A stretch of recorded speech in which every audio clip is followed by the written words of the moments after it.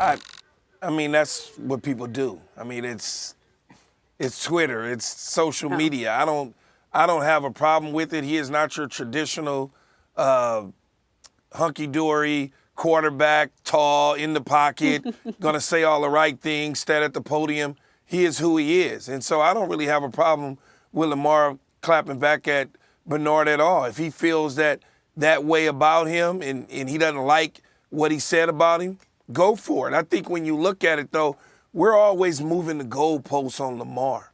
It started off his college, his last year in college. He should go play another position. That's what many people thought. He said, I'm not doing that. He goes and he gets the starting job at the Baltimore Ravens, taking over for Joe Flacco. He leads them to the playoffs. He loses in the playoffs. Oh, well, he needs to win a playoff game. Eventually he wins a playoff game. Then now it's, well, he needs to stay healthy. It's like you keep moving the goalposts every single time. And I ask this question to many people all the time. I say, if you go 13-4 with a quarterback, and that quarterback accumulates total yardage of, let's use round numbers, 4,000 yards of total offense, but that particular quarterback gives you 4,000 yards in the air, 30 touchdowns in the air. And Lamar Jackson gives you 2,000 on the ground and 2,000 in the air, and he combines for 30 touchdowns, 15 and 15. And he goes 13-4, and you make a deep run in the playoffs. But you don't complain about the way the other quarterback performed, but you complain about Lamar's performance. Isn't that the same thing? You got production out of the position. You win as far as you can go. Every single year, he's gotten better and better and better. It's on the Baltimore Ravens to get him the receiver help. You know, Bernard Pollard also talked about no wide receiver wants to play with Lamar Jackson. I would disagree with that. I would say that the Baltimore Ravens have to go out there and acquire, whether it's via free agency, trade, or the draft.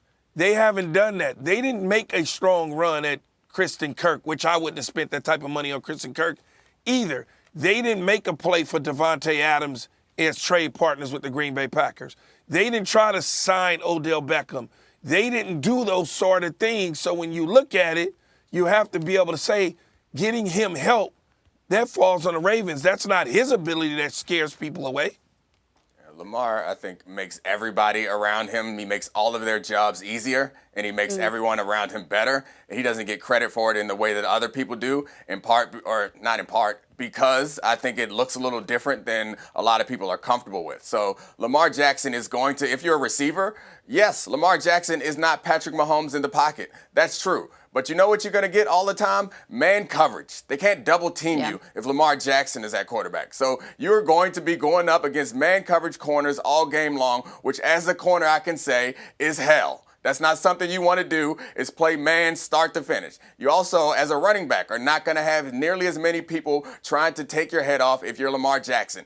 As an offensive lineman, they tell the defensive linemen to control their rush because they don't want to get too far up the field and to give Lamar Jackson running lanes. So when you have a player like that, just because he's not going to sit in the pocket and pick defenses apart, which he's fully capable of. Like if you watch Lamar Jackson film from college or even in the NFL, he's not a scrambler nearly as much as he's a design runner. When they call pocket passes, Lamar Jackson stays in the pocket sometimes longer than you would expect him or sometimes longer than you think he should. So he has all the tools. If he did not have his running ability, would he be an MVP, future Hall of Fame quarterback? Of course not. But if you take one ability away from any of these other quarterbacks, they wouldn't be the same either. Yes, it looks different. Yes, not everybody is comfortable with it. But even Bernard Pollard, who seems like a Lamar Jackson hater, even he said pay him as much as Deshaun Watson and or more because he is worth it. So even if your haters think you deserve 200 guaranteed, then I think you're doing something pretty damn well. Yeah, I mean, this whole thing stems from the quarterback list that came out earlier this week, right? Like where you have, 3 former MVPs in the top 4 making the list and Lamar Jackson getting left out. And, Dominique, I know we talked about it the other day on First Take, just some of the tropes that still exist around Lamar Jackson and just a lot of the unconscious and very conscious bias that exists around someone who won the MVP in 2019. But at this point, that's neither here nor there. We know he doesn't get the respect that he deserves. The only respect that matters is getting that big payday, which hopefully for him will happen before the start of this season.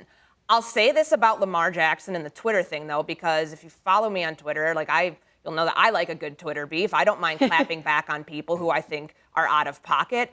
Lamar Jackson is a loyal guy, and he will double down on what he believes in, from his respect and support of Kodak Black to what he thinks about Bernard Pollard. Like, the one thing, though, it's like if you think this guy is, like, I don't say the word trash DB because that's not the word that he used, but if you don't think he's that great of a defensive back, why were some of the responses back to him so personal? And it felt like he kind of got under Lamar Jackson's skin. Like, I don't mind the back and forth. I don't know if it'll affect anything with the contract negotiations between Lamar Jackson and the Baltimore Ravens. It absolutely should not. So, I'm here for it. It's also like July 14th, so there's not a whole ton of other things going on. I just hope that the Baltimore Ravens are able to put this whole thing to bed by giving him a contract before the regular season starts. Otherwise, we're going to have a very, very, very long month of August waiting for this to happen. Thank you for watching ESPN on YouTube. For live streaming sports and premium content, subscribe to ESPN+.